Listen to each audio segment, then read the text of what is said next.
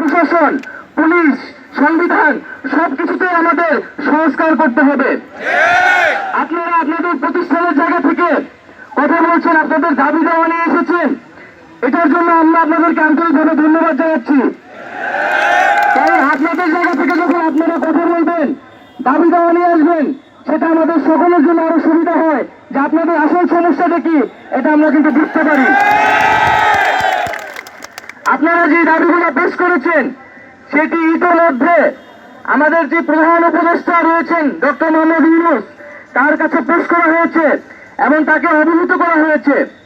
এবং প্রধান উপদেষ্টা ডক্টর মোহাম্মদ ইউনূস আপনাদের আন্দোলন এবং দাবি দেওয়ার যৌক্তিকতা সম্পর্কে ইতিবাচক কথা বলেছেন এবং আপনাদের অনেকগুলো দাবিকে যৌক্তিক বলে মনে করেছেন।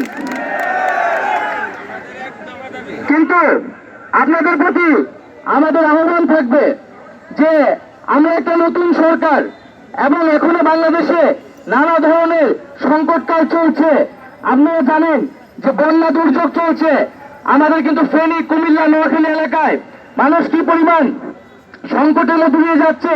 সারা দেশের মানুষ প্রাণ উত্তোলন করছে এবং তাদেরকে উদ্ধার করার, বাঁচানোর চেষ্টা করছে। আমরা আপনাদের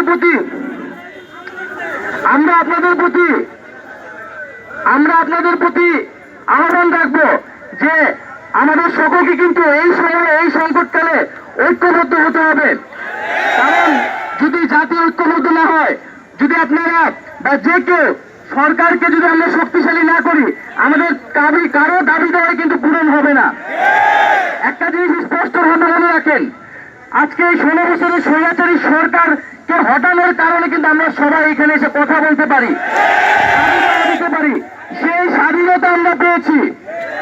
আমরা যাতে এই স্বাধীনতা যাতে সুন্দরভাবে সবাই ব্যবহার করতে পারি, সকলের দাবি দেওয়া যৌক্তিক উপায়ে আমরা সমাধান করতে পারি, সেজন্য কিন্তু সকলকেই সহযোগিতা করতে হবে। আমরা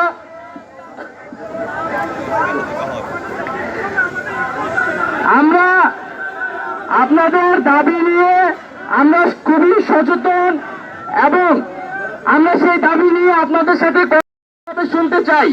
জনগণের কাছে তো তার যৌক্তিকতা বুঝাতে হবে।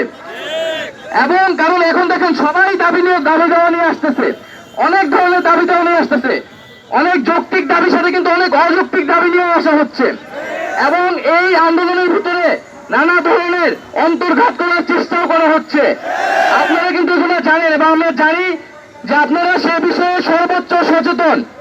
আপনারা সরকারকে সহযোগিতা করতে এসেছেন।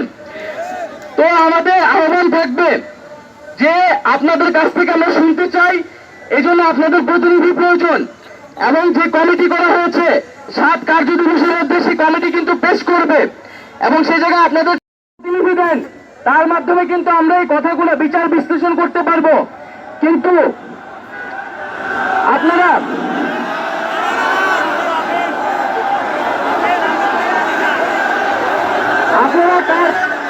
আপনাদেরকে তো সরকারের সাথে বসতে হবে, সরকারের সাথে আলোচনা করতে হবে।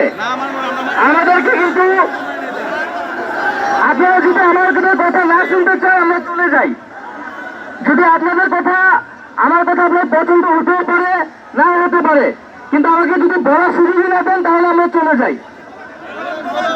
আমরা নিজেরা আন্দোলন করে আজকে এই জায়গায় এসেছি। আমরা জানি আন্দোলন কি, আমরা জানি মানুষের দাবি দেওয়া কি। আমরা অবশ্যই আপনাদের সেই দাবি দেওয়ার প্রতি সমর্থন জানাই এবং এই সরকার সকল আন্দোলনের প্রতি, দাবি দেওয়ার প্রতি সমর্থন জানাবে, এইটা সকলেই বিশ্বাস করে। আশা করি আপনারা সেই আস্থা রাখবেন। কিন্তু আপনাদের সাথে তো আমাদের বসতে হবে, আলোচনা করতে হবে। এবং এখন যে একটা জাতীয় সংকটকাল চলছে, আজকে প্রাণ দেওয়ার জন্য কিন্তু ট্রাকগুলো যেতে হবে ঢাকা শহর থেকে। তো আপনারা প্রতিনিধি পাঠান, আপনাদের প্রতিনিধির মুখ থেকে আমরা কথা বলতে চাই।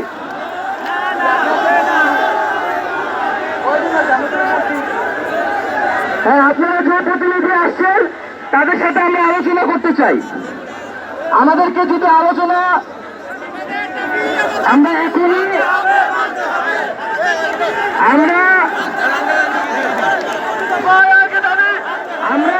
আপনাদের প্রতিনিধির সাথে বসবো, আলোচনা করবো। কিন্তু আপনাদেরকে আমাদের সাথে সহযোগিতা করতে হবে।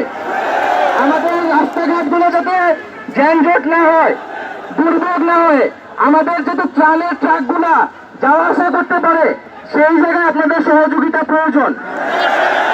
এবং আপনাদেরকে শান্তিপূর্ণভাবে অবস্থান আপনারা আন্দোলন করবেন এবং আপনাদের ভিতরে ঢুকে কেউ যাতে কোনো ধরনের অন্তর্ঘাত করতে না পারে সেই চেষ্টা করতে হবে।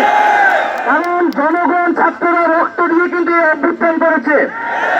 তাদের সেই রক্তের প্রতি আমাদের কিন্তু সম্মান জানাতে হবে, শ্রদ্ধা জানাতে হবে। তাদের রক্তের বিনিময়ে কিন্তু আমরা একটা বৈষম্য বিরোধী বাংলাদেশের স্বপ্ন দেখতে পাচ্ছি। আমরা আপনাদের প্রতিনিধির সাথে আমরা এখন বসবো, কথা বলবো। সবাইকে ধন্যবাদ।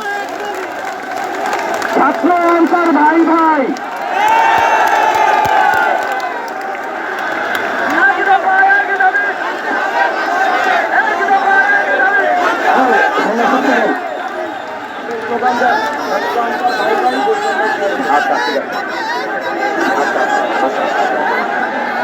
আচ্ছা আমরা একটা স্লোগান দেবো, ছাত্র অঞ্চল ভাই ভাই, বৈষম্যের ঠাঁই নাই।